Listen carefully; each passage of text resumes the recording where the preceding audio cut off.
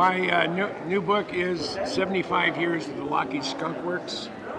I spent 2 years putting it together. My publisher, which is Osprey, sent 6 or 7 copies to the Lockheed Skunk Works, and they were absolutely, couldn't be happier with the book. I had a chance to spend 2.5 hours with Jeff Bavion, who's the Vice President and General Manager of the Skunk Works, and he said he has his 2 treasures in his man cave that he absolutely cherishes. My Blackbird book, which is his favorite airplane, and my 75 Years of the Lockheed Skunk Works. And Sherm Mullen, who the former president of the Skunk Works, gave me 5 gold stars for the Skunk Works book. Jack Gordon did the same thing. So out of the 10 Skunk Work bosses, 4 of them have the book, and they're thrilled with it. So the first printing has already it came out in June of this year. The first printing was 1,500. They're all gone. They're all out. And they printed another 800. And if it goes into a third reprint, I'm going to add some photos in there that I couldn't add at the beginning because I didn't want the book banned at Lockheed. The stuff I had, they said it's still classified, and I couldn't have it. They couldn't have it on their property if the Air Force considered. And that was Senior Prom, which is a cruise missile, a stealth cruise missile that lost out to the General Dynamics AC-129 advanced cruise missile. But I've been to Area 51 fence line and Tonopah test line. Fence line, about 80 times in the last 35 to 40 years I've been doing this. And it's just, I love the desert. That's why I call Tucson home. It's not as hot as Phoenix. And we don't have much crime, and we don't have hardly any traffic. So it's a place I really enjoy. Is there a highlight in this that you want to talk about? Well, or a secret? No, there's no secret. In here, the Senior Prom part, I wanted to put photos in because I had a box of original slides that Ben Rich gave me before he died. He said, don't publish these until I've been dead for at least 5 years, but he died in '96. But Lockheed said they could not have the book on their premise if it had those photos. Plus, same with Senior Paid, which was the competition for the B-2 stealth bomber. One of the fun things I did, after I had the tour of the non-classified areas of the Skunk Works, I'm with the Vice President General Manager, the #1 guy, Jeff Bavion. And we're heading over to the U-2 side of Plant 42, and I looked him straight in the eye and I said, all right, Jeff, what's Lockheed's involvement in UAPs, UFOs, flying saucers? And he looked me straight in the eye and said, Jim, I have absolutely no knowledge. I said, doesn't mean that we didn't do something with it, but I may not be in the position to have access to that information. I said, but I'm a firm believer that we're not alone. And that's a guy who has access to most everything. Yeah. Have you found out anything about the supposed new bomber? I believe I have a photograph of the B-21 Raider. Yeah? I didn't take the picture, my friend Steve Douglas did, and he took it in November of 2018. He photographed what he thought were 2 B-2s. They were at 35,000 feet. Initially, it was one of the airplanes was flying in the contrail to keep from people being able to see it. Then it went off to the side, and the B-2 is ahead of it.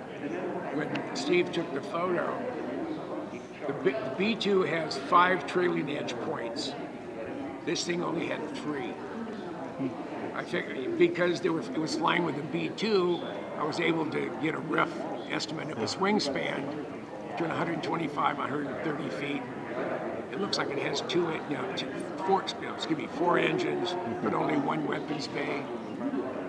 And in the configuration is what the original B-2 looked like before the Air Force changed the specifications. It was always supposed to fly high, and then they said, no, you have to be able to go low level. That's when they changed it. They hadn't changed the inlets, they had changed the trailing edge. So that's my area of expertise. Things that go bump in the night are mostly right here.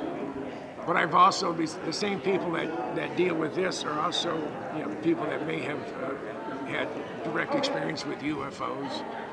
I knew Bob Lazar before he went out in the desert, and you couldn't convince him that UFOs were real, even if they put a gun to his head. And the way I met him, John Lear is a longtime friend of mine, and John was supposed to be here today, but he wasn't up to it physically. But in January of '89, I had John and I, we're heading up to Tonopah. We were going to make a big 700-mile loop around the Nevada test site. And we're near Scotty's Junction on US 95, and an F-117 flew right over us. And no one had seen one yet. I about crashed the car. So we stopped in Tonopah for a quick bite, went down US 6 to the turnoff to Tonopah Test Range, and drove about 1.5 miles down the fence line, and we're sat there. You can see the whole base. I mean, it's just right there. It's 8 miles away, but it's right there. And I look to the north, and I see a black dot and a small white dot. I said, I think it's coming. And I was using print film. This would be way before digital cameras. And I'm up there, and my whole body was just trembling. It was like being a 12-year-old kid and seeing a naked woman for the first time. I mean, my whole body was like this. So I went through all 36 exposures. We left there. We got a bite to eat at Little Alien on the way back to Las Vegas. We didn't get back to town until after 9 o'clock. And back then, they used to have what they call photo mats, where you can take your print film, drop it off one day, pick it up the next. And those were all closed. But as we're heading to John Lear's house, he said, I got a new friend, just met. We just moved here from Albuquerque, and he'll be at the house shortly. So we were about 10 minutes, knock on the door. A young man comes in, and he introduces himself. His name is Bob Lazar. And I told him my dilemma with the print for the F-117. He said, well, I have a processing unit at home. Let's go to my house. He lived off of West Charlton. So I jump in his car, and we're about a block away from Lear, and he says, I feel bad for Lear. And I said, why is that? He said, the dumb son of a bitch is from a world-famous family, Learjet, I mean, among other things. And he said, and the fool believes in UFOs. He said, I'm a nuclear physicist. If I can't prove it mathematically or put my hands on it, it doesn't exist. A year and a half later, he's a silhouetted guy talking to George Knapp about doing reverse engineering on alien spacecraft. His story has never changed, and I believe he's exactly who he says he is, and he did exactly what he said he did. And early on, he could have made a lot of money if he had said he'd seen grays or whatever. There was references to him, but never saw anything. And his job was to do reverse engineering on the anti-gravity propulsion system. And I was going to go up and give him a visit after I leave here, but in the area he's in, there's a chance of forest fires and stuff, so I'm going to wait. Now, you've been around these big bombers a long time. Correct. Do you see or do you know of any technology that Lazar might have been working on in these? You know, or anyone out there? I've been all over the Blackbird inside and out.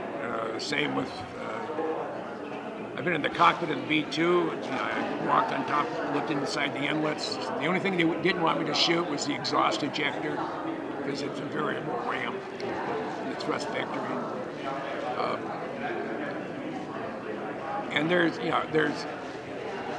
isn't anything in those aircraft that I'm aware of. And on the Black Root, for example, I've dismantled 3 of them. I've had every panel opened up on the A-12. I've been inside, you name it, I've seen it as it pertains to the Black Roots. B-2, pretty much the same thing. I had a chance to go through what they call the LO hangar, which is your low observable hangar. They had a B-2, every panel was open. I stuck my head inside, looked at stuff. It's all aircraft grade stuff. There's no UFO related stuff. So